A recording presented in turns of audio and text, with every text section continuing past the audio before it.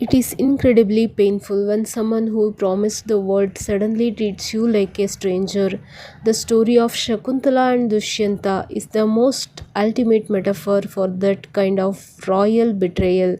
The king who forgot his own heart, ಶಕುಂತಲೆಯ ವಿರಹ. ಪರಿಚಯವಿಲ್ಲದವನಂತೆ ಹೊರಟು ನಿಂತೆಯಲ್ಲ ಗೆಳೆಯ, ದುಷ್ಯಂತನ ಆಸ್ಥಾನದಲ್ಲಿ ಶಕುಂತಲೆ ನಾನಾದೆ ಎಂದು ಕೈ ಹಿಡಿದು ಆಣೆ ಮಾಡಿದ ಆ ದಿನಗಳು ನೆನಪಿಲ್ಲವೇ? ಪ್ರೀತಿಯ ಮುದ್ರೆ ಉಂಗುರ ಕಳೆದು ಹೋದ ಮಾತ್ರಕ್ಕೆ ನನ್ನ ಅಸ್ತಿತ್ವವನ್ನೇ ಅಳಿಸಿ ಹಾಕಿದೆಯಲ್ಲ ನೀನು.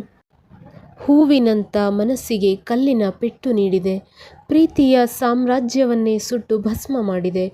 ಆತ ನೆನಪಿನ ಶಾಪಕ್ಕೆ ತುತ್ತಾಗಿದ್ದ ಎನ್ನುವ ಸಮಾಧಾನವಿತ್ತು. ಆದರೆ ನಿನಗೆ ಮರವಿನ ಶಾಪವಲ್ಲ, ಬದಲಾವಣೆಯ ಅಮಲೇರಿದೆ. ಕಣ್ಣೀರಿನ ಕಣಿವೆಯಲ್ಲಿ ನಾ ಏಕಾಂಗಿಯಾಗಿರುವೆ. ಸಾವಿರ ಆಸೆಗಳ ಹೊತ್ತು ನಿನ್ನ ದಾರಿ ಕಾಯುತ್ತಿರುವೆ. ದುಷ್ಯಂತನಿಗೆ ಅಂದು ಅಭಿಜ್ಞಾನ ಸಿಕ್ಕಿತ್ತು ಮರಳಿ ಬರಲು.